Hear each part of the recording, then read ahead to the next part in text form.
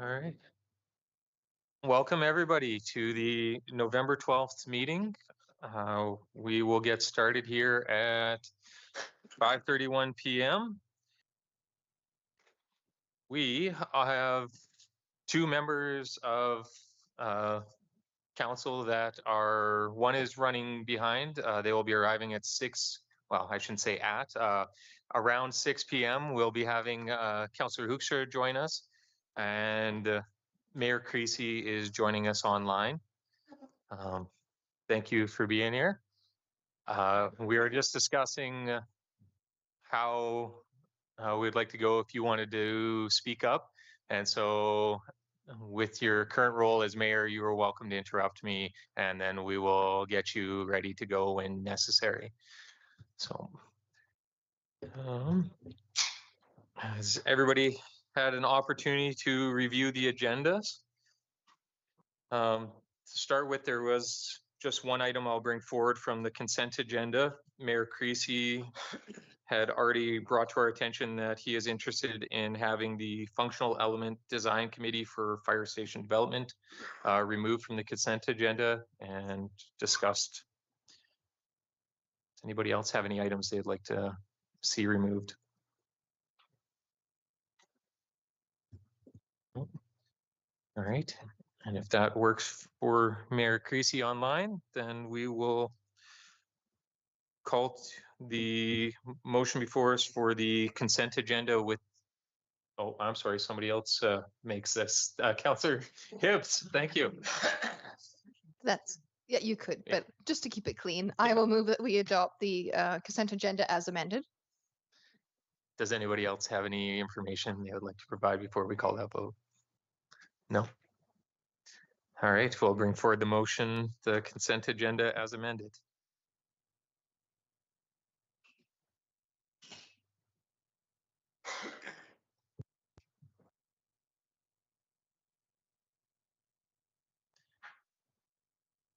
And we will be waiting for the mayor to be submitting his vote, and then, so if there's a slight delay, that's just what we're waiting for to come through.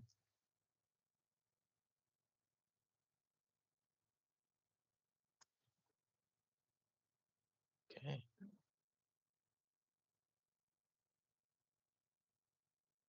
Okay.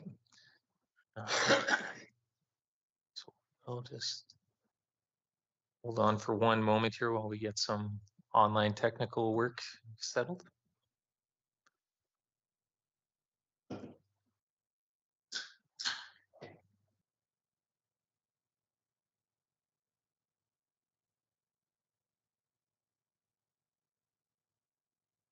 Jeez.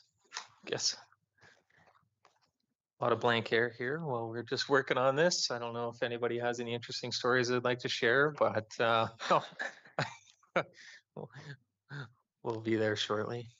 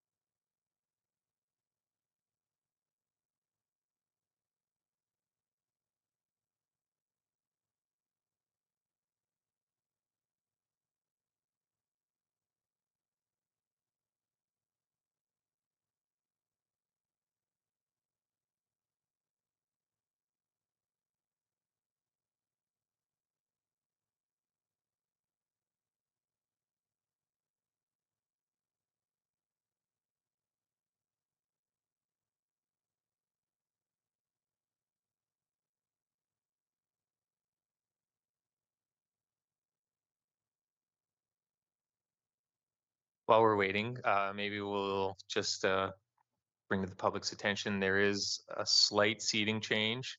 This isn't my permanent location, but I will be one seat to the left, or I guess right, depending on which way you're looking at the screen.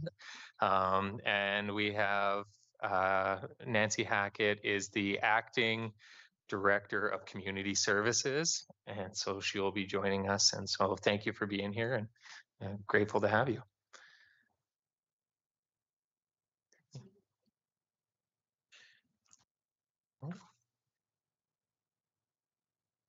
I've received a thumbs up, so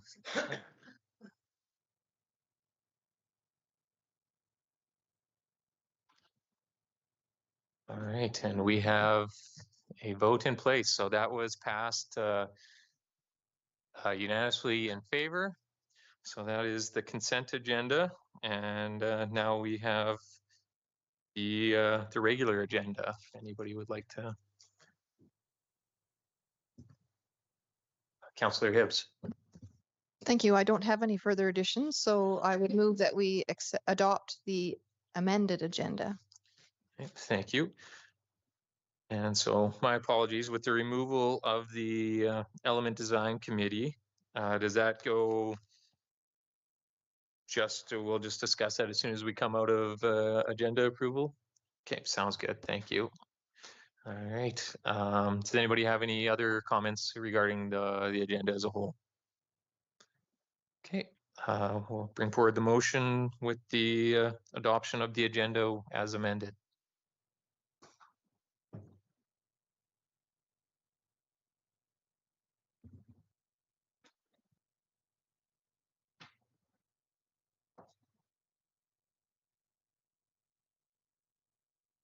Okay, and that has passed unanimously as well. Thank you. So we will move forward with the Functional Element Design Committee for Fire Station Development. And Mayor Creasy, are you looking to speak on that? I was very briefly. Can you hear me? Yes, we can hear you. Thank you. Very good. Thank you, Chair Dallas. Yeah, all I wanted to do is highlight the two individuals that stepped up for this extra work. I really do appreciate it. Councillors Gullickson and Hoekstra. We all on council have busy schedules, and I just wanted to make it known in a public way that this is kind of above and beyond. This is a special committee, and we look forward to seeing some positive outcomes and putting forward council's wishes on this project, and wanted to thank them both. Great, thank you very much, Mayor Creasy. And yes, thank you to both members who put their names forward and are willing to be a part of this committee.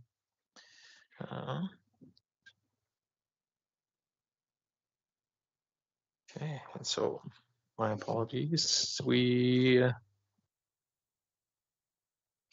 do you need a motion on that one? So yeah, Councillor Koenig. Thank you, Deputy Mayor Dallas. I would so move then that council confirms the appointment of Councillors Don Gullickson and Cora Hoekstra to serve on the Functional Element Design Committee for the Fire Station Development. Great, thank you. Does anybody have any additional comments they'd like to offer on those appointments or that committee? Okay, then we will bring that motion forward. Thank you.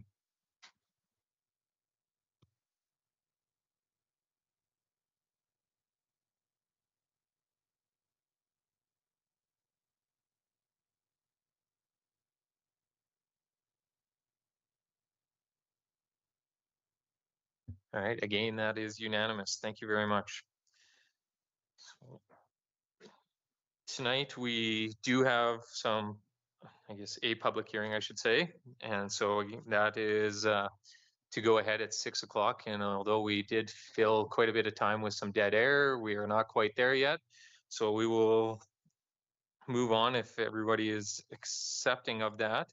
And I believe we could go to item 6.1, the recreation and culture refresh update, if that seems like a suitable use of our time or will meet our time. So Manager Mitchell will be presenting today. Thank you for coming and we look forward to seeing this. Thank you. Good evening, Deputy Mayor Dallas and Council. This evening, Council is asked to approve the Recreation and Culture Master Plan update as presented. As you may recall, on October 28th, Council received a presentation from Mike Roma of RC Strategies on the Recreation and Culture Master Plan refresh. This process included background research to update the state of recreation and culture in Lacombe, community engagement, and an update to the 2013 Recreation and Culture Master Plan. This process, or at that meeting, Council directed administration to return the Recreation and Culture Master Plan for approval at tonight's meeting. The Recreation and Culture Master Plan update documents include the most recent updates to the City of Lacombe plans and policies, infrastructure and investment, amenity utilization, trends and leading practices, and 2024 community engagement highlights with comparisons to those of 2013. A review of the 2013 Master Plan strategies is included, and framework for 5 new strategies have been identified. In addition to the strategy confirmation and identification, this Master Plan update also provides an updated list of amenity priorities and an assessment of service levels of the amenities in which the city currently invests or may be interested in investing in the future. The service level and assessment identifies if amenities should be enhanced, protected, or limited/innovated. The prioritization goes on to group these amenities in high, medium, and low categories to show where limited resources could be invested to get the highest return on investment in our community. The approval of the Recreation and Culture Master Plan update will help inform the City of Lacombe and community partner investment in recreation and culture facilities. Tonight, administration is recommending that Council approve the Recreation and Culture Master Plan update as presented. I am open to any comments or questions you may have. Great, thank you very much, Manager Mitchell. Appreciate the information, and I think it was a lot of people were intrigued and found the previous presentation very insightful and valuable for us moving forward. And so I look forward to hearing anybody's thoughts. Councillor Ross.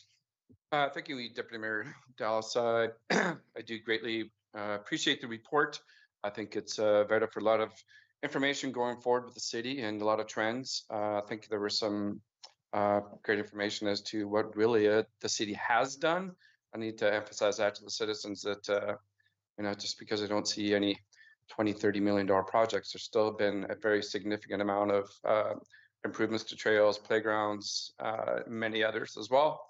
I really do look forward into the regional collaboration study, as I was brought that forward and addressed when we went to our rec conference. I think there really needs to be a lot more further in-depth review to that for efficiency to cost. I'll say that to say the least. But so I'll make the motion that council approve the Recreation and Culture Master Plan update as presented. Thank you, Councillor Ross. Councillor Hibbs. Thank you, Deputy Mayor Dallas. I just want to make a quick comment that I really do appreciate this update.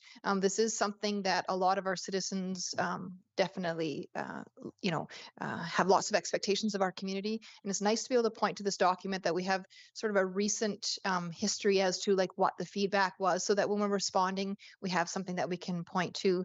And so I really do value that.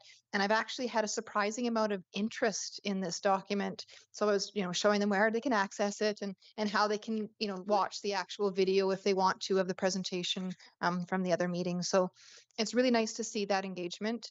And this was just a really well done document that is easy to read and understand. So I just wanted to say thank you for that. Thank you, Councillor Hibbs. Not seeing any other lights, and no faces are popping up on our screen. So the motion was put forward by Councillor Ross. Is there any last comments on that? All right, we'll put the motion forward that council approve the Recreation and Culture Master Plan update as presented.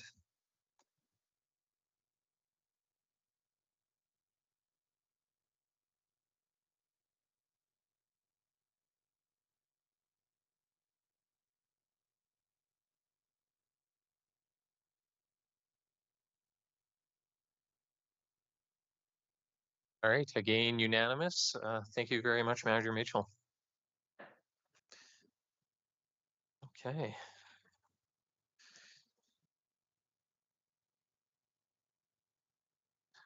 Next item up, let's see, we've got 13 minutes. Shall we move into the item 6.3 as we are have some time to wait before item 6.2 can be brought forward? 6.3, 2025 operating budget and 2026-2027 financial plan, second draft. Manager McKinnon. Thank you. Good evening, Deputy Mayor Dallas and Council. Tonight I'm presenting the revised 2025 operating budget for the City of Lacombe. Council received the first draft of the budget on October 15th, 2024. This version aligned with Council's direction from August 12th to prepare a budget with a 3.2% tax rate increase, a special paving tax equivalent to $182,000, and a 3% cost of living allowance. Tonight's revised version of the 2025 budget results in a 2.86% tax increase from the 2024 taxes, which also includes a special paving tax equivalent to $182,000 and a little bit higher than last year's special paving tax of $172,000. At the budget workshops held on October 29th and 30th, Council reviewed every department's budget and discussed service level changes proposed by agencies and administration. The objective was to strike a balance between maintaining a quality of services in our community and managing financial resources effectively. The resulting 2.86 tax rate increase from 2024 includes 1% from increased contribution to the roads reserve for sustainable road maintenance and a 1.86% increase to help offset COLA, increased service levels, and other expenditure changes. At the budget workshop, Council reviewed service level changes and reduced the recommended budget by $61,880, shown in Table 1 of tonight's report. A summary of the 2025 proposed budget compared to 2024 by category is shown in Appendix 1. The revenue highlights include franchise fee increases of $148,000 higher than 2024 due to sales volume growth. Council did reduce the city's 2025 natural gas franchise fees to 29.25% and maintained the electrical franchise fees at the current rate of 17.63% at the September 23rd Council meeting. Goods and services revenue increased by $937,000, primarily because of an $800,000 increase in utility user fees and a $62,000 increase in aquatics. Grant revenue increased by $132,000, which includes a $100,000 increase in the provincial grant under the local government fiscal framework. Interest and penalty revenue have increased by $126,000. $90,000 increase is due to penalties to reflect current actuals, and $25,000 increase in term deposit interest, also to reflect increases realized.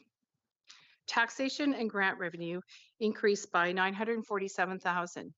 This includes $364,000 of new growth revenue and $520,000 from a 2.86% tax rate increase.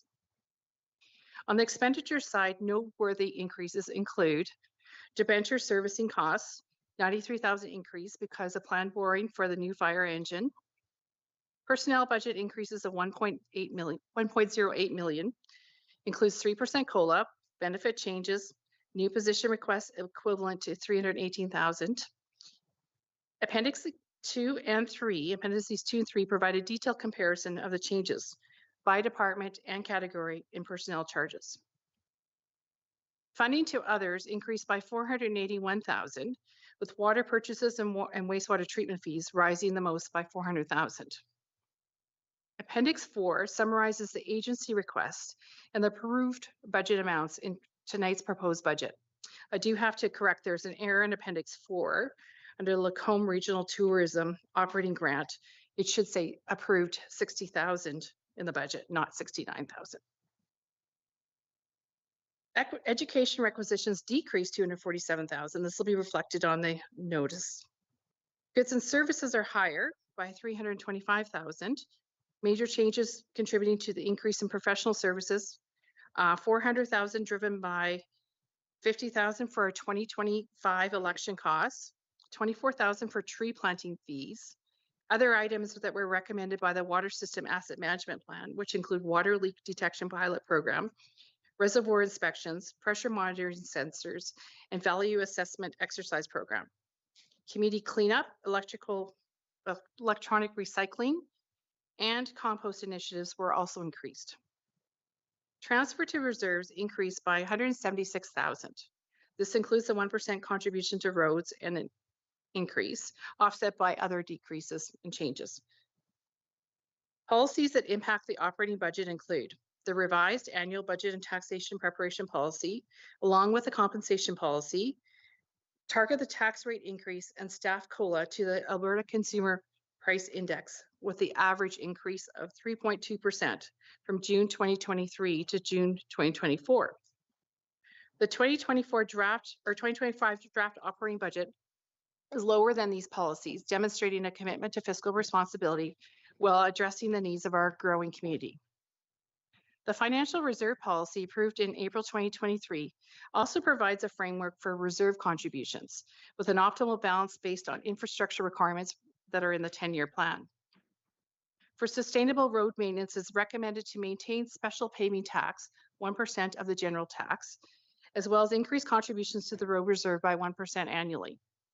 This dedicated funding will ensure ongoing road repair and upkeep and enhance safety and efficiency. The 2025 proposed budget adheres to the debt management fiscal policy. As of December 2023, the total debt outstanding the City of Lacombe was 22.7 million. The city's debt currently stands at 47.3% of the municipal limit, or 35% of the Municipal Government Act limit. The cost of borrowing is lower than a year ago, and analysts expect the cost of borrowing will further decrease in April 2025 when the province reverts to their long-standing policy of lower cost of loans to local authorities. Appendix 5 shows a 3-year financial plan for 2025 to 2027 required under Section 283.1 of the MGA. The average residential utility bill will increase by about 5.6% in 2025. Net overall user fee revenue increases across water, wastewater, and solid waste departments is $795,000, or 6.5%. In conclusion, the proposed 2025 operating budget reflects a careful balance between meeting the needs of our community and minimizing the tax burden on our residents. The adjustments made during the October 29th and 30th budget workshops demonstrate a commitment to responsible fiscal management and a dedication to the long-term financial sustainability of the City of Lacombe. Thank you for your attention, and I'm available for any questions you may have. Thank you very much, Manager McKinnon. I do have some comments on this, but I'm interested in waiting and letting everyone else take an opportunity first if there is any lights that come on. So, Councillor Connick. Thank you, Deputy Mayor Dallas. No, I thank you for the work you put into this, Manager McKinnon. I've always said in my time here that this is one of the single biggest things that we do as a council is tackle this budget, and just letting the public know that we did spend a couple of days last week, 2 weeks ago, last week, 2 weeks ago now, hashing through these numbers and sharpening the pen a little bit. And I know one of the biggest complaints I hear is, of course, taxes are too high, but invariably, if we do a 0% tax increase like many would like, we will pay for that later. So I think we've done a good job of reducing the tax from 3.2 to 2.86, and it met the needs in terms of service level requirements and and COLA and looking after our employees as well. So I'm pleased with the work that we've put in as a council and administration has put in, and I look forward to passing this budget. Thank you.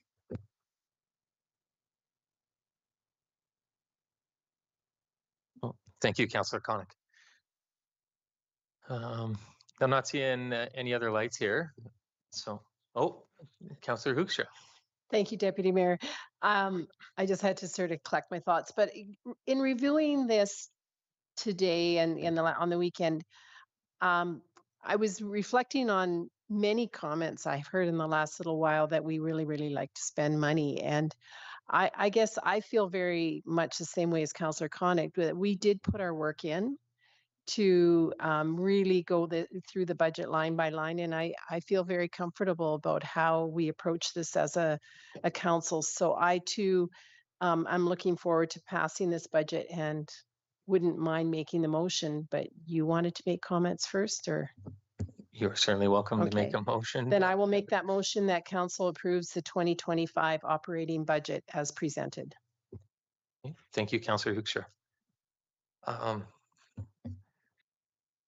Yeah, I'm grateful for this, and we did spend time, several days, and then on top of that, administration put in many more days prior to that, and so I think you know, there's a lot of respect for the amount of effort that goes in from all members of the organization, and it's not easy. And then I'll start with the easy one. When we tell our citizens that we are having a 2.86% increase or a 3% increase, or when you hear around the province it's 6 or it's 10, I believe the communication in that is misleading, and I think I don't know there's a better way to do it.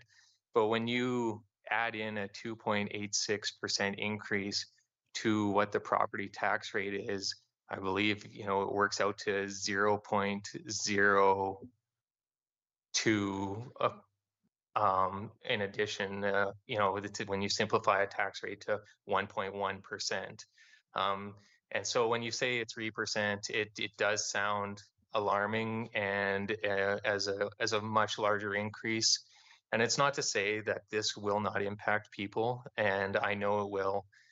And I think, you know, we all live in the community, and if you own a home, you see the property tax and you see the dollar value change. I do believe that this whole percentage rate misleads our public into what the actual value of that is. Next is in regards to my personal responsibilities to groups and organizations within the city. And I got to have some difficult conversations when the draft budget was brought out on Thursday. And it was one of those things that I was just never really expecting to manage, and it became very difficult to have this conversation. And I don't know if now is the appropriate time, but I'm going to try anyway, that I am going to ask that we reinstate one of the committee's budget funding to the 2024 levels, and give an opportunity to an organization that I am the committee member on for City Council. And if people are willing to correct me here if I'm wrong, and maybe it was a failure on my part of communicating expectations and needs and what the council was looking to gain out of this organization. And in reducing funding for that group, I feel like there wasn't fair and adequate warning provided for future budget planning and an opportunity to correct issues that I could have been more present for in directing. That is, I don't know if people need to hear the committee name out loud, but I will just say Lacombe Regional Tourism is the one. And I'm not asking for an increase, but I would like to see us maintain 2024's budget numbers to go forward into the year. And then I can work with the committee and I can provide clear expectations and guidelines from what we have and what we want from that organization, and bring that to the board and committee and see if we can address any of the concerns that maybe were brought forward. And that is my ask tonight. So thank you for listening. Councillor Ross. Thank you, Deputy Mayor Dallas. I just first had a few comments about the budget. I think sometimes we hear, especially in the last few years, with the exaggerated increase of household economics, and it's like it's stressful upon families and individuals that we even personally discuss increases in rent and mortgage costs. It affects absolutely everyone, and it's and I can absolutely understand the citizens here. Another tax increase, another increase, and it is that we have, I think, done a lot of due diligence to address it. And when I hear other community tax increases 2, 3, 4 times higher, and that's absolutely no excuse. But I think in general, a lot of times it's the exhaustion of citizens and families of constantly having increases. But and there's absolutely no excuse. But I think we have went through it with a fine-tooth comb, and from the outside looking in, people will say, "Oh, you could have did more, could have did more." But it comes down to how much do we affect nonprofit groups that have significant amount of volunteers that put forth events to make this community in this city wonderful, and they you want to support that. Or I've heard comments, "Oh, I want you to have less flowers or less mowing," and it's like, I have a tremendous amount of heart and pride, and administration can justify that in how beautiful our city is and well kept. That when you hear compliments from outsiders come in, that that's a kind of a pat in the back that we're part of that. But I just want to reiterate to citizens that it's, especially the last 3 or 4 years, it's exhausting to hear the cost of increases. But I want to emphasize that administration and council has worked very hard to bring it under 3% to 2.86. And I guess further to Councillor Dallas's comment within his organization of his responsibilities, I can understand that. That's very, I've been part of groups and the council duties going through a time of change, and I can somewhat agree with you that it's that the groups and organizations need to be responsible to what their expectations are, and but I'll leave that up to further discussion to what you initiated. Thank you, Councillor Ross. CAO Gowdy. So just for clarity, the 2023 amount was $67,220. The proposed budget, which had included originally the original draft, which included 3.2% increase, was $69,371. This budget was built on $60,000, and so what you have proposed, if I correctly understand, is to restore it to $67,220, which would equate, instead of a 2.86% tax rate increase, it would be 2.9. Is that, yep? Thank you. Thank you, CAO Gowdy. Yes, that would be my intent. I believe, this is a sensitive subject, and I know we'd gone through multiple days of deliberation already, and so it doesn't bring me joy to bring this forward, but I appreciate the feedback, Councillor Hibbs.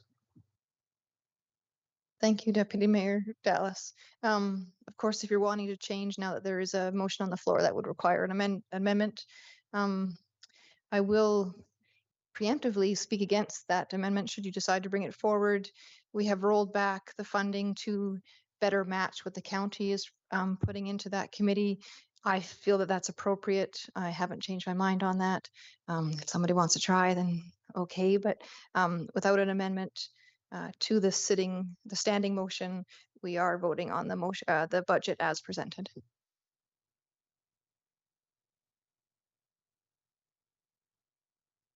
Thank you, Councillor Hibbs. Councillor Gullickson. Thank you, Deputy Mayor. Just questions through to the CAO. Would there be possibilities for this organization to come to council later in the year for special events or things like that for funding specifically for something that they wanted to put on?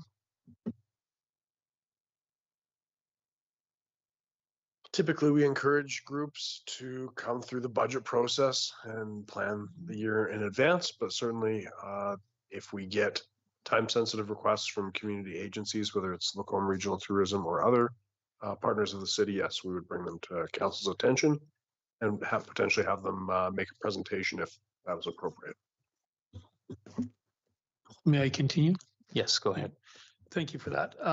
So would that be an opportunity to solve that funding issues if there was something they wanted to do, have a special event later in the summer or something like that to come to council for funding? Thank you, Councillor Gullickson. I do appreciate that. I think certainly alternatives are great. My intent would be to provide more stable budget plan for operations, whether that be staffing or advertising or expenses. My preference would be to have upfront funding for stable planning.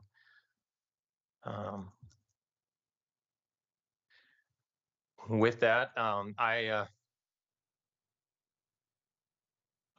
it's not my intent to put people on the spot, but unfortunately, with the motion ahead, I am going to do that, and I would like to make an amendment to adjust funding to prior level of, my apologies, was it the 67,220?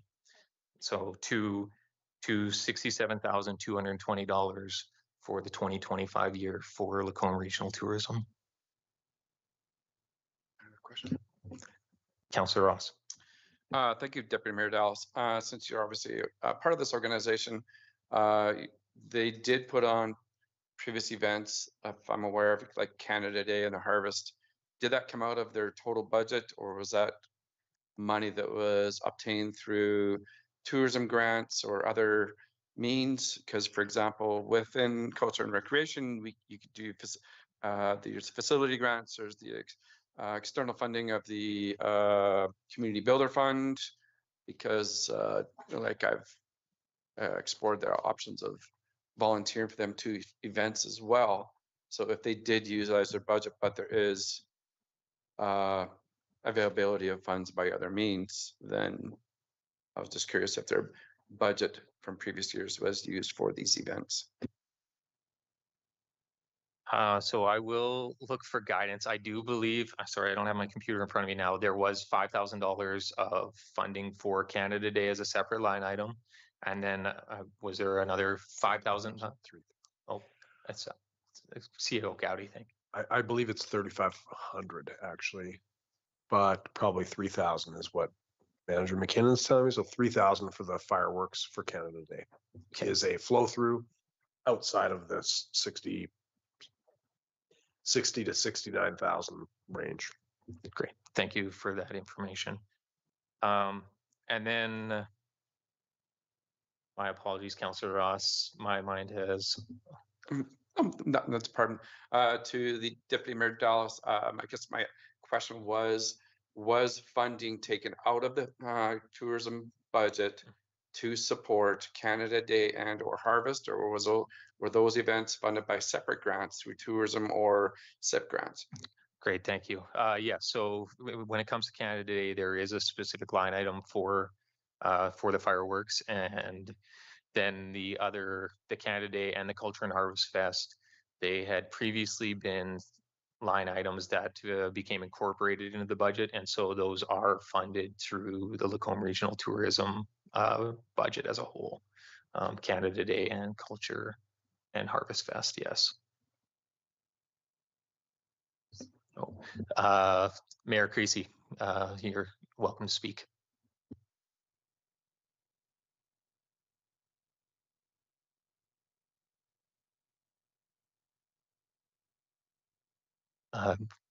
Believe you. Oh, there we Hello, go. can you hear me now? We can hear you now. My apologies. Very good. So, yeah, I mean, Deputy Mayor Dallas, you have been a good advocate for this organization, which is admirable. I just feel that council did deliberate, as has been outlined earlier, on this item, and there was some slight adjustments made to bring it in line with our county partners, and I think that I am more comfortable staying with that number. But I look forward to the vote. Thank you. Okay, thank you very much, Mayor Creasy. I appreciate the input. So as it's been mentioned here, our other largest funding partner for Lacombe Regional Tourism supports it with a financial input of $60,000, and that has been adjusted in the City of Lacombe draft budget is $60,000 as well to match that funding. So just so everyone's clear, thank you. Is there any last comments on this then before we move to the amended vote? I see no lights on, so we will. Sure. That council amend the motion to adjust the funding to $67,220 for Lacombe Regional Tourism for the 2025 budget year. So bring that vote forward. Thank you.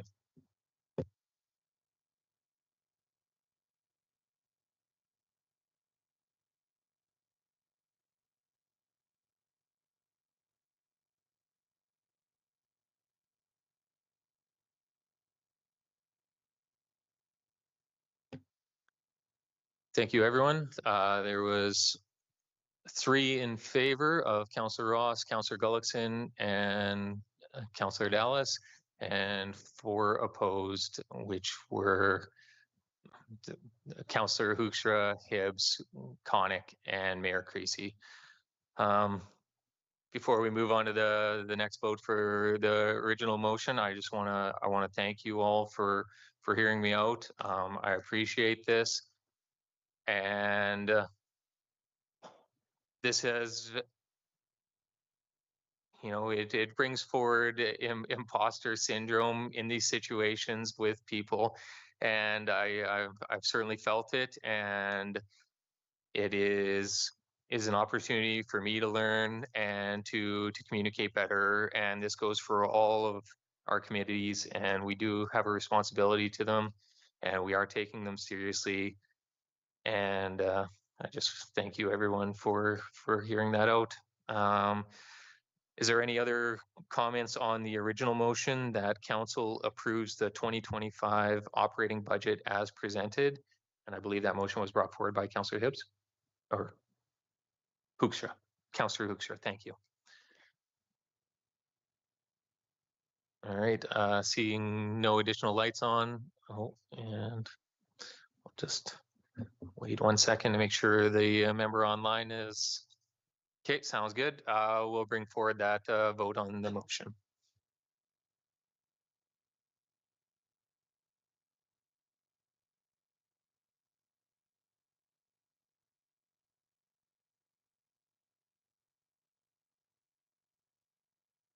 Okay, and that motion has passed unanimously. Thank you, everyone. That took up enough time, certainly. Oh, sorry. There's Oh, another there's a motion. second motion there. Thank you. Would anyone like to go forward? Councillor Hibbs. Thank you, Deputy Mayor Dallas. I move that council approves the 2025-2027 financial plan as presented. Great, thank you. Any additional comments on that motion? Okay, seeing none, we will call that vote.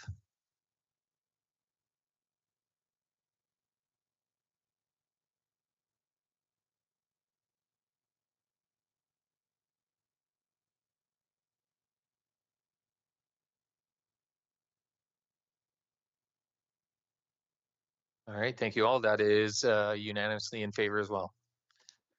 Okay, thank you, Manager McKinnon. All right. Next up, we have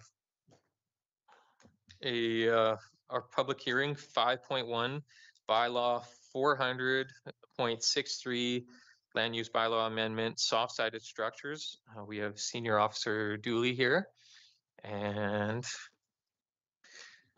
we will be, yes, my apologies. We go through Officer Dooley's presentation and then we'll go to the hearing. Or, oh, I start with that. Thank you very much. I appreciate it. Okay, it is 6:18 p.m.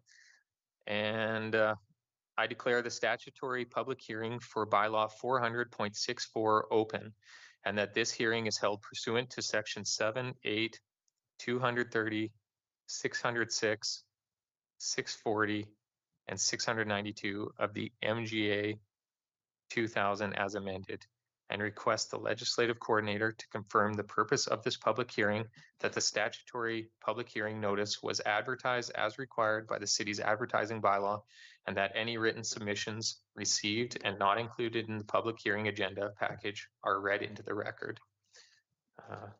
Legislative Coordinator Balbono.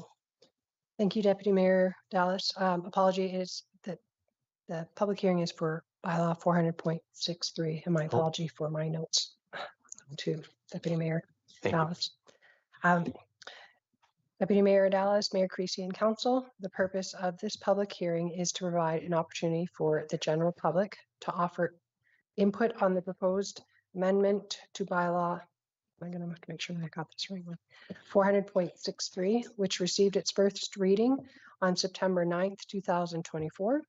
Bylaw 400.63 seeks to amend the land use bylaw 400 by adding temporary buildings as listed use in some residential districts, R residential detached RN, residential detached narrow district R2, residential single and semi-detached district R3, residential module home district, and R4 residential mixed district. Regulate temporary buildings in residential areas by limiting the size, height, and location of the building. The appearance of the building, limiting the length of time to the temporary building, can be erected up to a maximum of 3 years with the possibility of extending that time. And only one temporary building will be permitted per subject parcel. In accordance with the city's advertising bylaw 482 and section 606 of the Municipal Government Act regarding advertising requirements of the public hearing notice was published on the Lacombe Express on Thursday, October 10th, 2024, and Thursday, October 17th, 2024, and on the city website as indicated in the agenda package. Deputy Mayor Dallas, Mayor Creasy, and Council, one written submission was received and included in the agenda package. The city received no registrations from members of the public to speak. Thank you, Coordinator Balbono. All right, now we move into Officer Dooley, or do we go through the rest of this for? Okay. We're just sticking right to that. All right, thank you for the script. I will do my best to continue reading it. All persons giving oral presentations are to clearly state their name, and presentations are to be brief and to the point.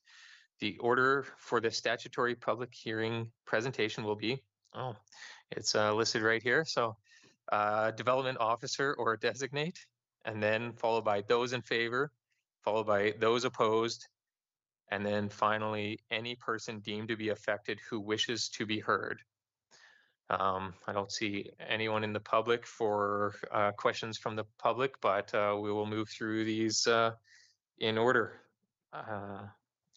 So now, according to my script, I believe it is finally your turn. Thank you.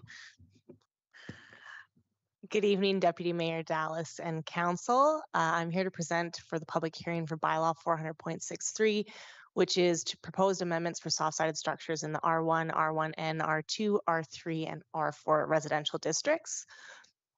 So as mentioned, the purpose is to amend the City of the Lacombe Land Use Bylaw 400 to allow temporary buildings being soft-sided structures in several residential districts. A first report was brought to City Council back on June 12th, 2023 for Council's direction. A temporary building is defined in the land use bylaw as a building without a permanent foundation or footing and which is removed when the development permit for such building has expired. A temporary building may include soft-sided or fabric-covered structures where listed as a use in the district.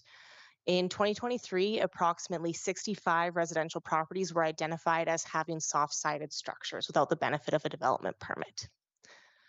Currently, the land use bylaw does prohibit soft-sided structures in residential areas. However, they are a listed discretionary use in commercial and industrial districts.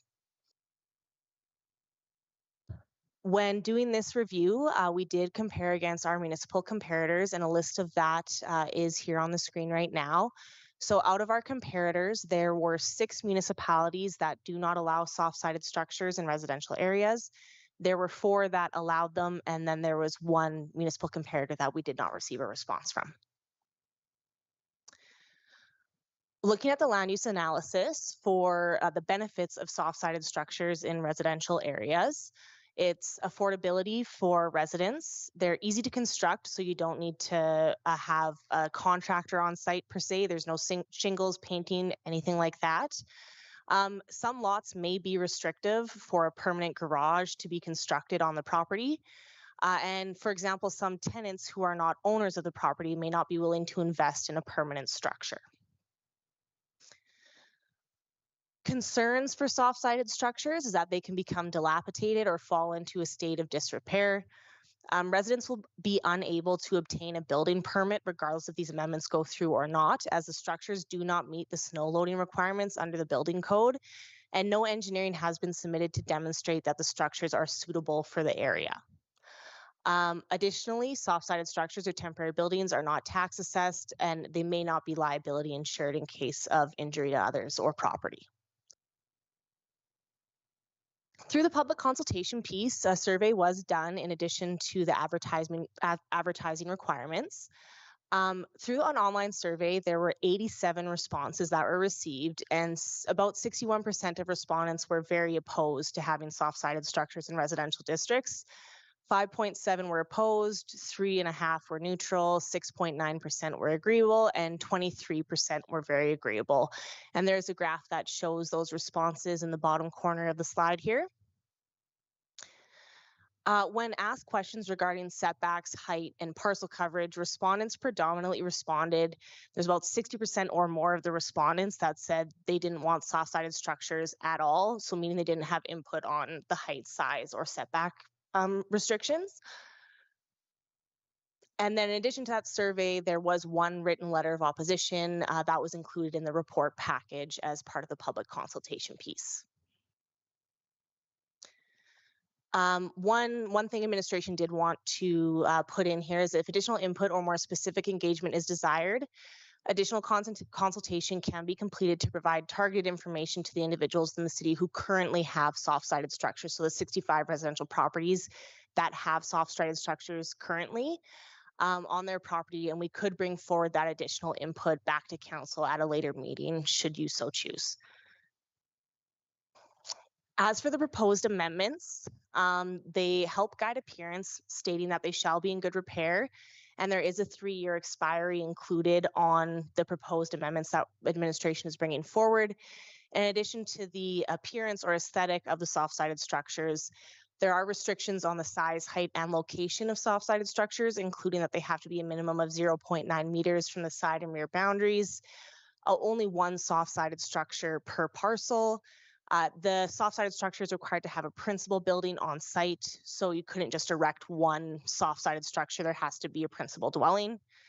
And then the soft-sided structure, similar to the residential accessory buildings, would be limited to 70 square meters in size, and they cannot exceed 60% of the principal building parcel coverage, and they cannot be located within the front yard. So they'd have to be within the side or rear yard.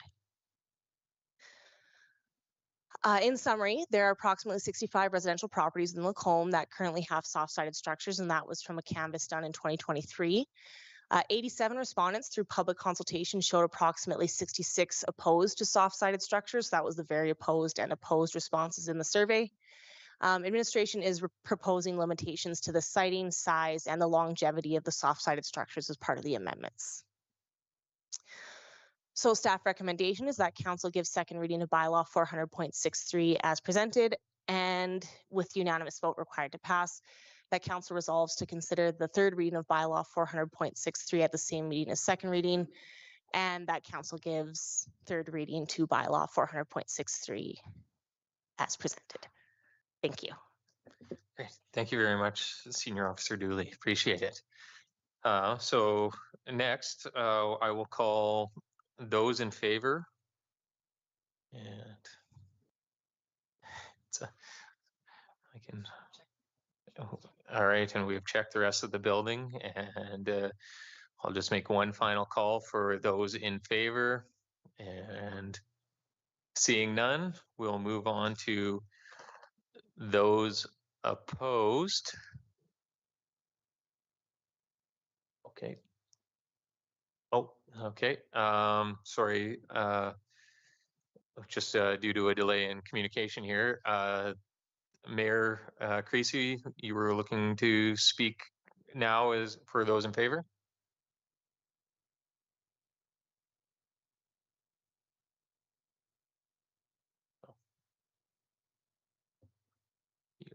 Yes, my apologies. I had my hand up, but I forgot to turn it off in the previous comments. Okay, thank you very much. I appreciate it. All right, so again, we'll call those opposed. And similar room situation as those in favor. There is nobody present. So one last call for those opposed. And seeing none, we'll call any person deemed to be affected who wishes to be heard.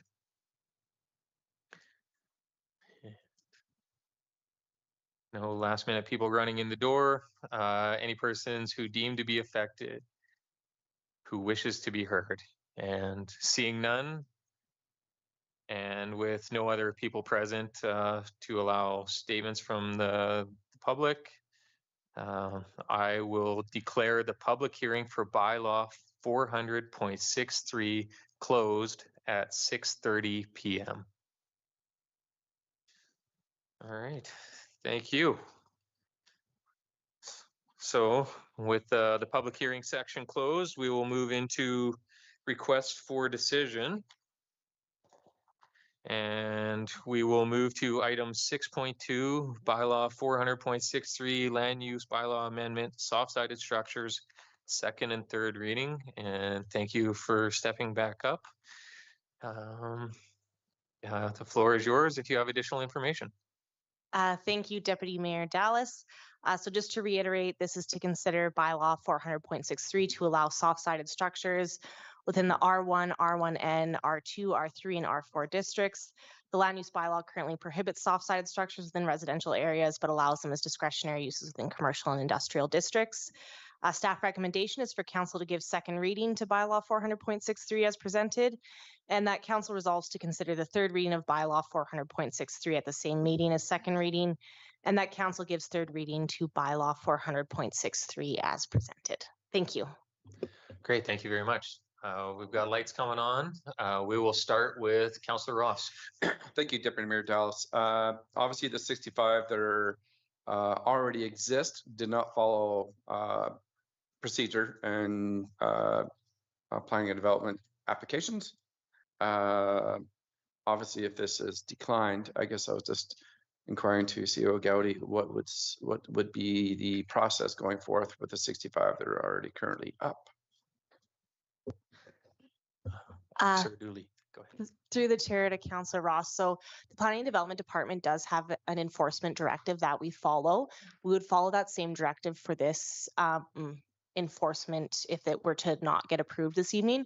So how that would look is we would issue a first notice letter to the residents that are in contravention of the land use bylaw, followed by a second notice. And if non-compliance is still in effect, it would be followed by a stop order. And we would also be looking at some provisions under the general penalty bylaw, working with our bylaws team. Okay, thank you. Next on the list, Councillor Gullickson. Thank you, Deputy Mayor. Through to Senior Development Officer Dooley. I have a hard time with that, as she knows. How long have these structures been there? The 65, do we know?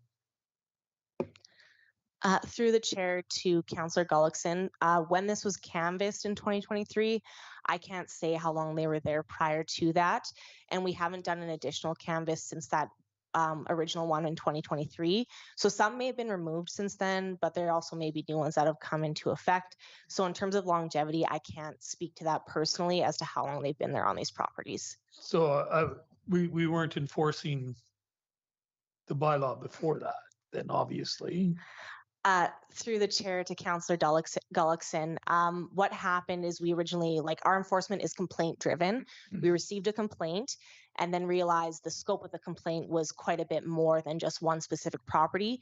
That's why the report was brought to council on June 12th of 2023 to discuss what to do about it as a whole instead of targeting specific landowners. At that time, it was decided to pause enforcement until such time as the amendments had either been approved or denied. Thank you for that. That clears things up for me. Thank you. Thank you. Councillor Hoekstra. Thank you, Deputy Mayor Dallas. Yeah, thank you. You answered a number of my questions, but it's unfortunate that we've paused enforcements because people will, just by the nature of having had it for a long time, just assume that that they're okay with it. But I guess I have a tough question for administration or for staff here, is that we are recommended to give this a second reading, and yet all the information in the request for decision tells us that this bylaw should not be supported. Because typically when we go to our comparator communities, we usually look at the mean. And the mean, most of them do not allow this, even though some do, but most really don't. And then secondly, I really appreciate how much work you guys have put into this, that, in terms of public consultation. And I find it would be irresponsible for us to ignore 66, 67% of people are saying they absolutely do not want this. So I am not in favor of giving this bylaw a second reading, and for those reasons. Thank you, Councillor Hoekstra. Next up, we have Councillor Koenig. I will pause you right there. CEO Gowdy, would you like to add some additional information to prior comments? Just to respond through the chair to Councillor Hoekstra, through Deputy Mayor Dallas, that we debated that too, but ultimately it was a unanimous support, if I recall, or 6-1, that council directed administration to prepare this bylaw for consideration. And so that's why we've come forward to say, well, if there was support for consideration of this, this is the way to do it under these guidelines. But certainly it's not something that we proactively brought to say, hey, we think this is a change you should make. Thank you for that additional information. Councillor Koenig, go ahead. Thank you, Deputy Mayor Dallas. Yeah, I won't be voting in favor of this particular bylaw, or this motion that should come. And a lot of it comes from the comments that we've seen within the report, that people who are opposed, the reasons they've given, they always look great for about a year that they're up, And then after that, they quickly degrade. They fade, they get torn, they get, and you know, how well they're anchored, we don't know. I can appreciate that they're a cheaper alternative, but invariably, not only this community, any community I go into, they just look, for lack of a better word, brutal after a while. So I know it was a small sample size in terms of how many people took the survey, but I would be willing to bet that if we had 10 times as many people reply, I think the results of that survey would be much the same. I don't think there's, I think they look too, yeah, they just don't look good after a while. And I think it's not a good look for our community. So I will not be supporting this motion once it comes forward. Thank you. Thank you. Councillor Hibbs. Thank you, Deputy Mayor Dallas. Just have a couple questions and a couple comments, but let's first start off with the survey submissions. How is it that those are collected, that we can ensure that it's not, for example, the same individual or the same household that's submitting those? And the reason I'm asking is just, I did really notice a few in particular phrases that were repeated. So either a group of people were having a conversation or somebody not so unique was making submissions. So if you could just elaborate on that. Through Deputy Mayor to Councillor Hibbs, we actually had this discussion last week amongst our Community Services Division. So there is a limitation to one entry per device, I believe, but you also, most people have multiple devices. So technically, someone could, if they really wanted to, respond to the survey on their laptop, on their work computer, on their cell phone, on their iPad. So maybe there's some limitation there. In terms of there being similar responses, we have seen that in other public consultations where there's almost a leader of the group who hands out documentation or something, or says this is how we're phrasing it, and then multiple people just follow that instead of phrasing it as their own words. So hopefully that helps a little bit. We do have some controls in place, but we're limited by some of the means of technology. Sure, I can appreciate that. I guess my words to participants, if you're going to game the system, then be a little bit more creative, because it does, no, frankly though, it does undermine the validity of that feedback. When I'm reading that, I'm going, yeah, cookie cutter, same person, like it does really undermine it. So I would definitely encourage people to, you know, think of their own words, or for that one person potentially that's supplying multiple feedback. I don't know. I guess I could say something, and I'm not going to. I also wanted to address in particular one comment that was made here, but really it's something that's somewhat repeated in some of the other comments. And it's two specific things. It talks about, it appears that the City of Lacombe directors have a lot of paid time in meetings to dream up this bizarre stuff. And I want to address that because I find that offensive. This was literally brought to our attention because it was noticed by bylaw that had been called in, and that looking at it, it was a bigger problem. Administration realizes that, thinks maybe council needs to be involved in this. And I think we're very, you know, very responsible in their role, bringing this to council's attention, so that maybe it is something that we would address. Maybe the fact that this is so widespread in our community means that there's something that we should change. Maybe this is something that would actually improve things for people. And so I appreciate that this was brought to council, and that it was just dreamed up. And then I also take offense to council needs to get out of their seats and really take a good look at Lacombe. We live here, people. Like, we go up and down these alleys, we drive these streets every day, and in some cases for many, many decades. So like, I really find if you're going to try and make a point to council and give feedback, probably not insult us while you're doing it, and have some respect. Like, I expect respectful dialogue, and I will listen to it, and I will, you know, temper it and decide if that's something that changes my mind, etc. But do not have that type of dialogue with us. It's just, again, undercuts the message. I would almost consider this to be a possible bylaw amendment.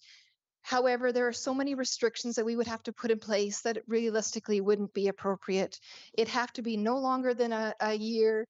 You'd have to have significant tie down so that it's not a threat to your own property as well as your neighbors. There's just so many problems to this. I just can't see it working. Unfortunately, we're going to have to do a lot of enforcement now that we've opened the can of worms, as was said. But yeah, those are my comments. I'm sorry I'm being a little spicy on this one, but it really does. There's no need for that kind of dialogue. We need to have respectful conversations in this community if we want to improve things. We had an opportunity to have that. Some people chose otherwise, and I would encourage them in the future to choose differently. Thank you. Councillor Hoekstra.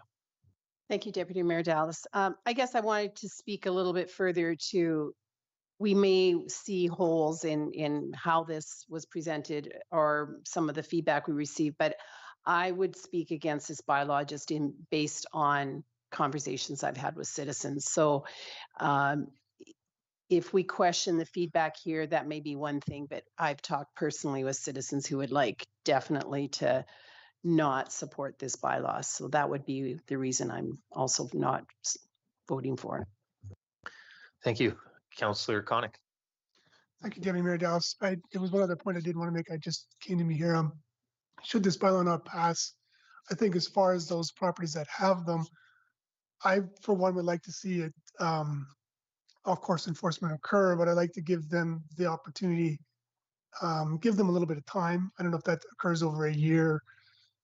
That's kind of the time frame that I would think. I don't want the notice to go out and say, have that thing removed in 1 month's time. I don't know if that can be done, but given that some of them, as Councillor Gullickson alluded to, have probably been there a while, I'd like to give those citizens a chance to give them at least a year to remove it. That would be my only suggestion going forward. Thank you.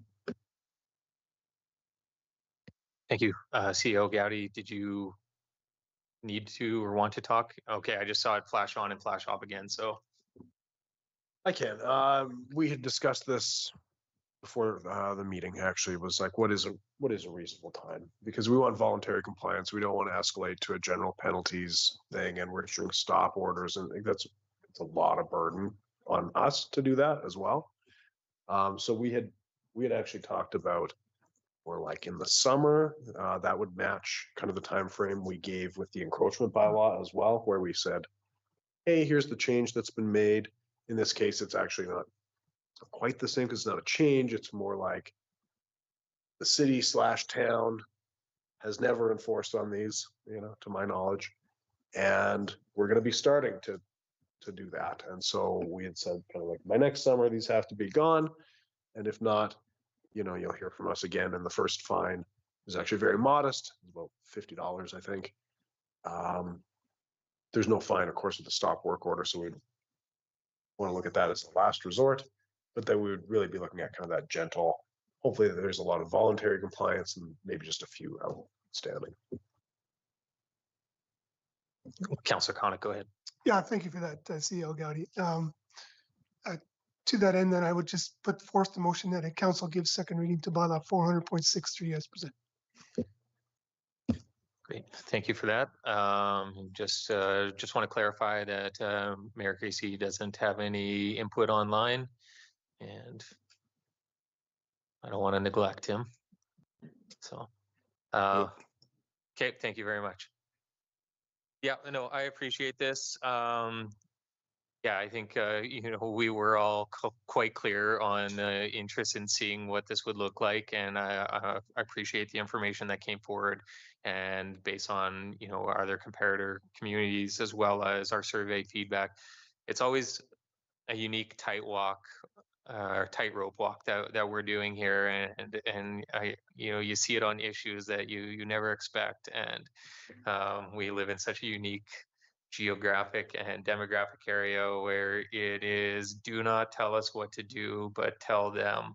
And so I'm always fascinated on which subjects it comes out on. But Councillor Ross, do you have anything? Yeah, thank you, Deputy Mayor Dallas. Once again, we have in my time at council, we have many people that come forth to council having special requests of leniences and so forth. And they wouldn't be in the predicament if they would only ask planning and development the information that if they want to make any changes on their property. Like, it would be so simple.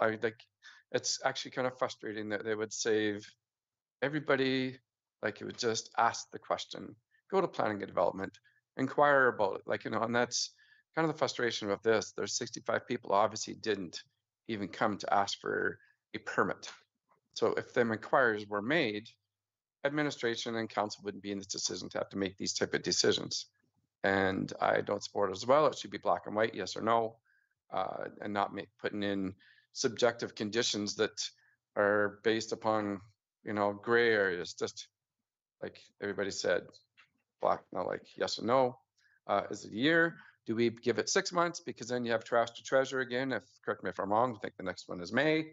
That can participate in something like that.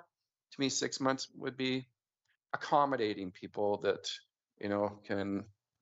they can participate in the next trash to treasure. And that's, I think, being exceptionally lenient is even 6 months. But thank you, and look forward to the motion. All right, thank you, everyone. Just one last call for speaking, and if not, there is a motion on the floor by Councillor Konik that council gives second reading to bylaw 400.63 as presented. And seeing no other lights, we'll call that motion to vote.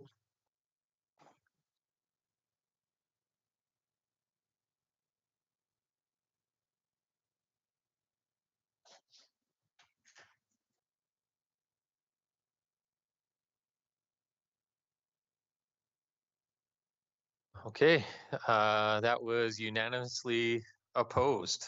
So defeated, thank you. All right.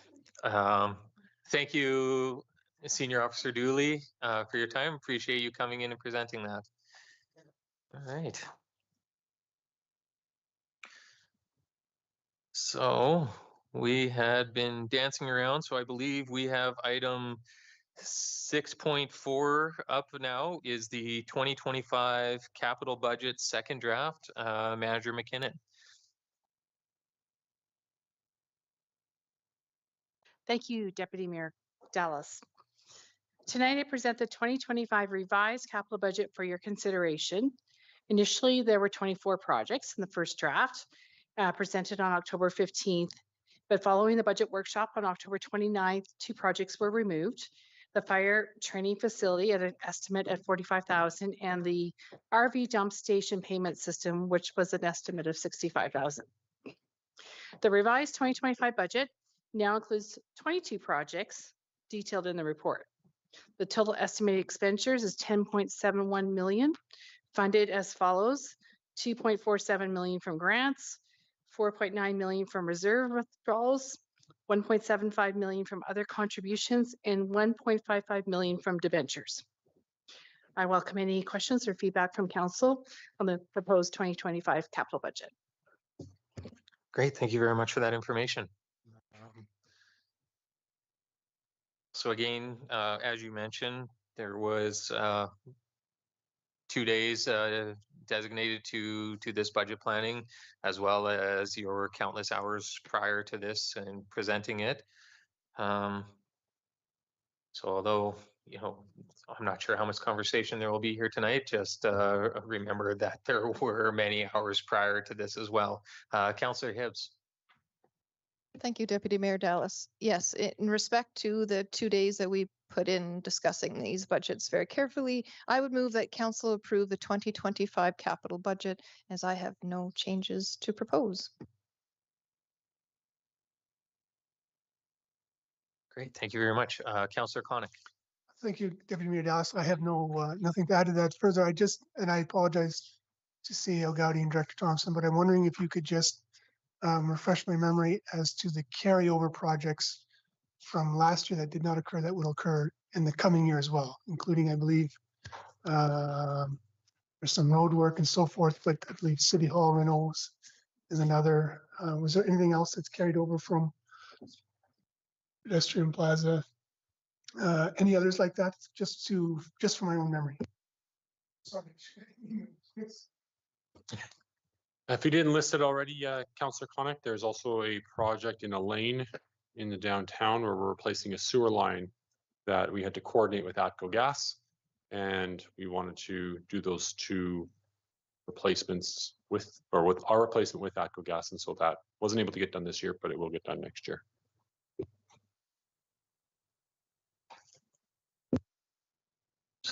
Thank you, Director Thompson.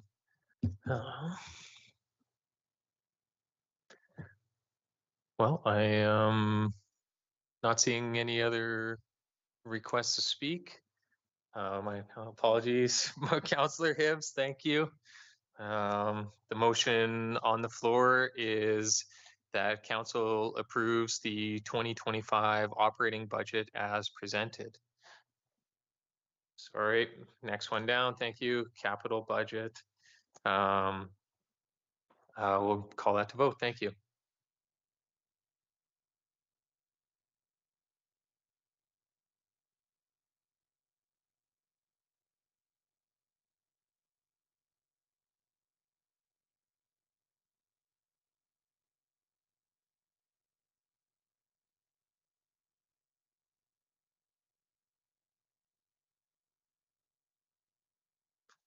All right, that motion is unanimously in favor. Thank you, Manager McKinnon.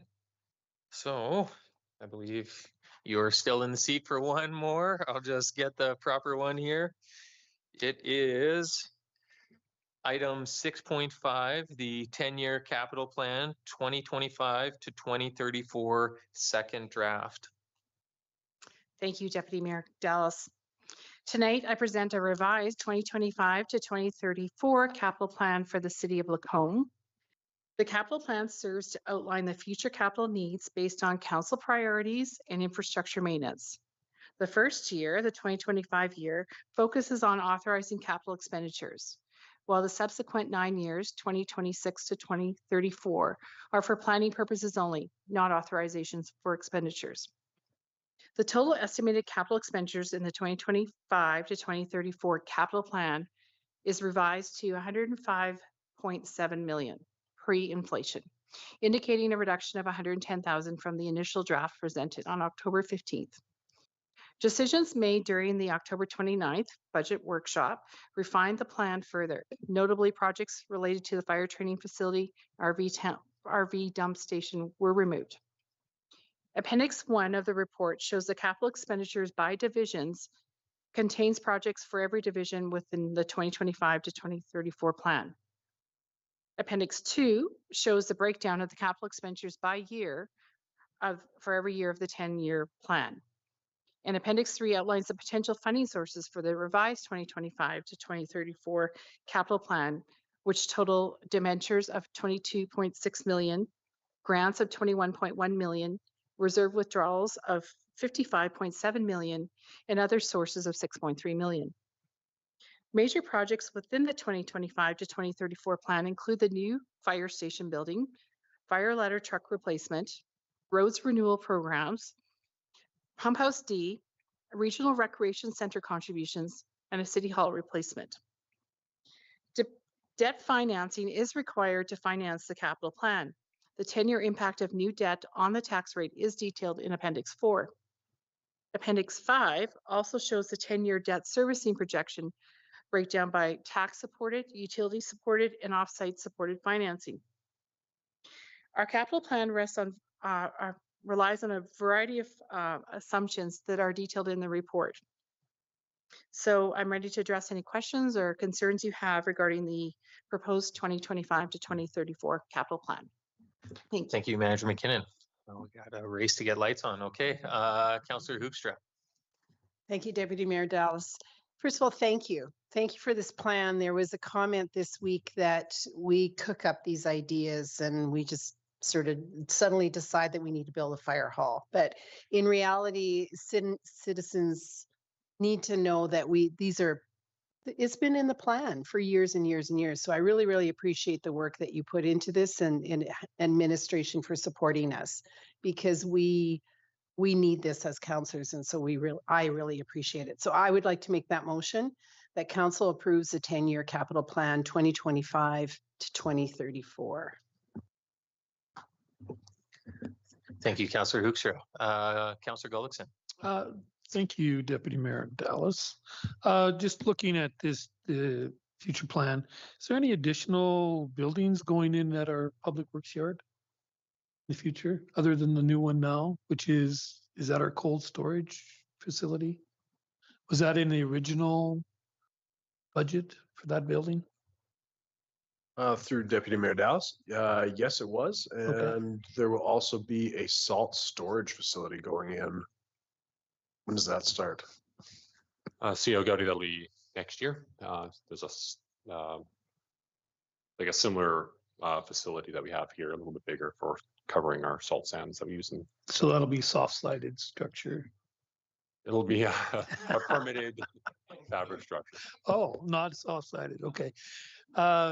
Just that I've had a number of comments on the existing, the new building going up, and wondering what it was and if it was included in the budget or if it's just just going over the budget. No, we wouldn't have authorization to go over the budget, except that council had originally included that in the budget.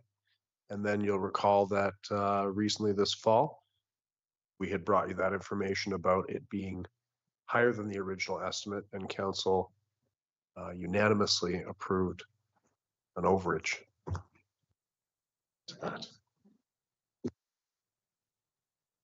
Thank you, CAO Gowdy.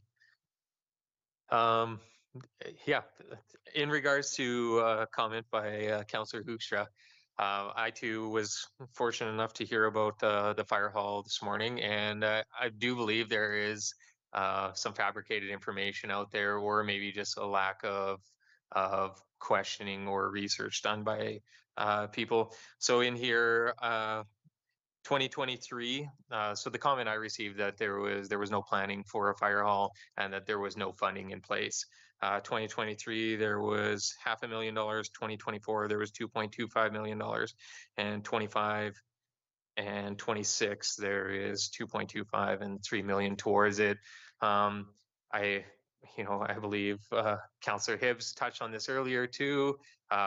We encourage residents and members of the public to reach out to us and engage in polite and respectful dialogue. And I think every single person in here is very happy to provide correct and accurate information to anybody who is looking for it. And I encourage that when it comes to all topics, and not to speculate or just ask your neighbor, perhaps. There's a lot of professionals and a lot of good people here working towards this, and the information is available, so we don't have to guess and speculate. So thank you. If the mayor has nothing to input, there is a motion on the floor that council approves the 10-year capital plan 2025 to 2034. And if there is no additional comments, we will bring that to a vote.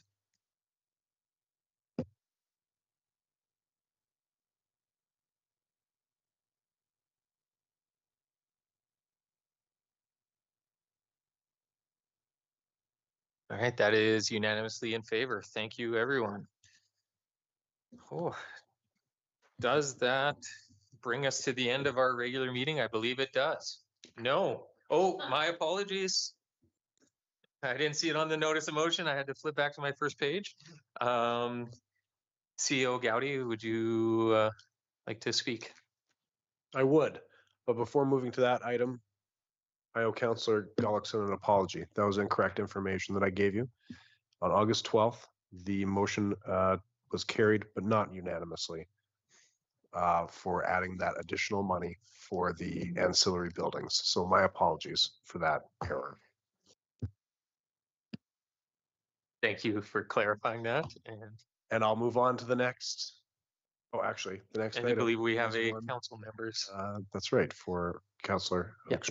Hoekstra. Item 6.6, council members proposed motion, Councillor Hoekstra, and this was brought forward on October 28th, 2024. Councillor Hoekstra. Thank you, Deputy Mayor Dallas. So I will read my motion that council direct administration to bring for council's consideration an amendment to the traffic bylaw allowing construction or work trailers to be on the road unattached at a work site between the hours of 8 a.m. and 5 p.m. And just as comments to that, and I'm indebted to CAO Gowdy for this too. I guess and that's my motion. There's not more specifics other than the hours in there, but we would want to consider what days of the week this would apply to. With the, I guess I'm not one to tell someone that they can only work Monday to Friday, so I guess it would be 7 days a week. And also here, construction site is an active permit required. So is it up to bylaw to determine what is an active construction site? I guess I would like some input from others on that. But this notice of a motion came out of our public consultation. We had a citizen come forward who expressed a need to leave his trailer on the street, and we listened. His story was compelling, and then it gets dropped. And so I felt it was important that we do act on that citizen's request because he has received a number of tickets. And so that is my motion. I'd love to hear your input. Thank you for bringing that forward, Councillor Hoekstra. First up to go is Councillor Ross. Thank you, Deputy Mayor Dallas. I strongly support this. I think the time frame is a little narrow because I would like to see it. I think it would be within perhaps the noise bylaw. I think it's 7 till a certain time because unfortunately with construction, if they have 3 or 4 rainy days in a row, they're going to be working weekends. Anyways, yeah, I just think the hours should be significantly broadened because I think some will work 7 till 7 perhaps, or 7 till 8, or anyways, I think we could be support this in a little more generosity of a time frame. Thank you, Councillor Ross. I think that's a great point brought forward with the hours. I hadn't even considered that. I get up at 7 a.m. and go to my job, and then at 4 p.m. I get to go home. And not everybody has that luxury with the consistent hours. So next up, Councillor Gullickson. Thank you. Thank you, Deputy Mayor Dallas. I agree. The hours are too short. I think it should be expanded also, because if they're putting in, say, new countertops, which they wouldn't need a permit for, and have a trailer sitting there and had to run and get something, it wouldn't work out. So I don't think it should be attached to construction permits, because there's other things that people do with trailers that, but I do think we need to be in a position, if we're going to make this amendment, to enforce it if they get outside of it. And I'm not sure how we can do that, but if we have people that are leaving their trailers there overnight and so on, we need to be in a position where we are willing to enforce that and say, too bad. It's a bylaw, and we have to be a little stricter with this because we have given some leniency here. Thank you, Councillor Gullickson. Mayor Creasy, the floor is yours. Thank you. Appreciate that, Deputy Mayor. Yeah, for me, I support this in concept. I would like for it to align with the work hours, as was mentioned, I think earlier, with the sound bylaw, that kind of thing. And I think that we do need to have some sort of a methodology in place to register where the construction sites are. Otherwise, I think every trailer in Lacombe will become a construction trailer, and we'll be right back at square one, and it'll be problematic. So to keep it genuine for construction trailers, I have no problem with that, but we're going to have some sort of a licensing or permit thing per location in place. Thank you. Thank you, Mayor Creasy. Next up, Councillor Konik. Thank you, Deputy Mayor Dallas. Yeah, I would agree with the hours, whether that's the 7 a.m. to, I think it's 11 p.m. for the noise bylaw, or 7 to 7. But to the mayor's comments, I don't know, because Councillor Gullickson alluded to it as well. Like, what's the definition of a work site? I mean, to be frank, I like the way it's worded now, because again, it could be something as simple as a renovation where someone is just putting in a countertop, or it could be a full-blown garage that's going up, or something to that effect. And then is it up to bylaw to knock on the door and say, have you got the permit, or have you got the necessary paperwork? And I think that's, it doesn't make a lot of sense to me. I think we're putting more work in place than need be. I like the way it's generically said here. Yeah, could you get more people suddenly unhooking trailers? Maybe, but I think it's just going to generally be the contractors who are aware of this anyways. But those are just my thoughts. It's sure the time, but I think the way it's written in terms of work site works for me. Councillor Hibbs. Thank you, Deputy Mayor. I think my only concern would be partially around the definition of construction or work trailers, as well as a work site. Does that include landscaping work happening at a site, for example? It's not really a work site per se, or is it? With regards to the hours, while I appreciate that construction, especially if it's going full tilt on a big project, is probably pushing the boundaries as far as the noise bylaw. However, if we do expand the amount of time that a trailer can be unhitched, it also makes it problematic for enforcement, because if you're placing the trailer before bylaw starts and taking the trailer off after bylaw ends for the day, that would be quite difficult to actually track. So I guess that would be my only comment on that. Councillor Hoekstra. Thank you, Deputy Mayor Dallas. Thank you, Councillor Hibbs. But you are indicating what I was thinking. I purposely went 8 to 5 because it's not the work day. It's about being unattached. And so if they need to go for lunch or go to the dump, as our citizen was talking about, they can do that between 8 and 5. They can certainly work with their trailer attached many more hours. I also think that would help with the people can't be there till all hours of the day. They can only have it unattached for those specific hours. And so that was my intent. I think that will help with enforcement. As for work site, I guess I hope administration would have some suggestions in that regard. Rather, I don't think the whole world is going to suddenly start leaving trailers out. Only the people who are actually involved in and engaged in some kind of construction or work will be interested in this part of the bylaw. So I would like to suggest that it stays 8 to 5. Thank you, Councillor Gullickson.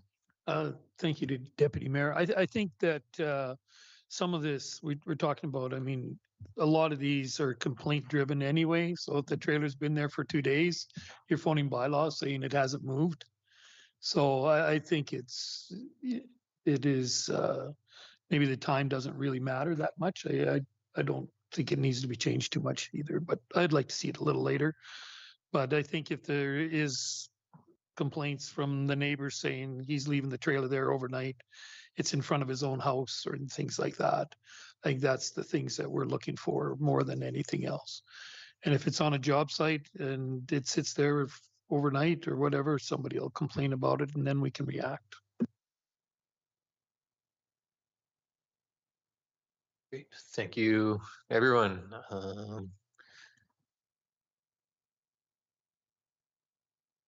Yes, I'm not seeing any additional lights for comments on this and nothing from online. So we will, I guess, vote on the motion before us and see where that takes us. Thank you.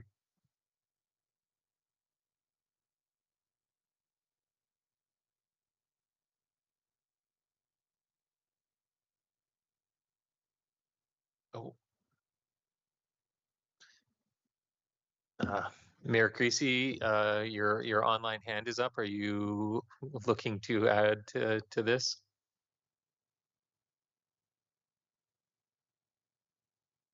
My apologies. That was me not turning it off from previous. Okay, fantastic. It was too late anyway, so thank you.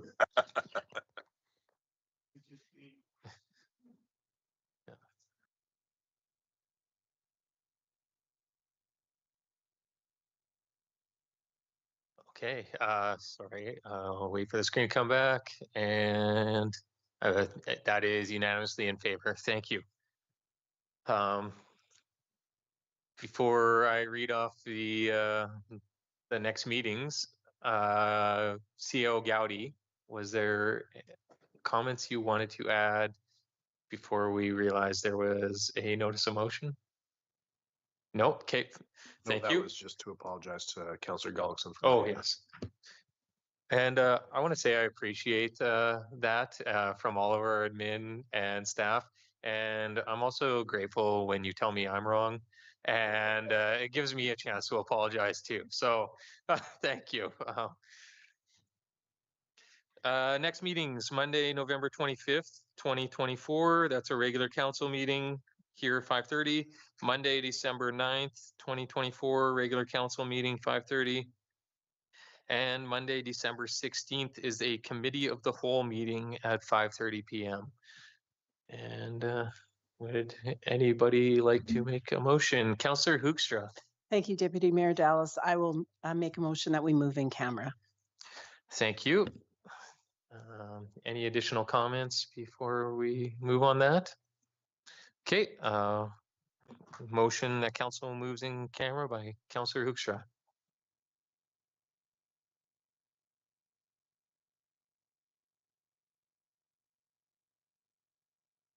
I'm sorry. Oh, yeah. Still beat the mayor. That was good.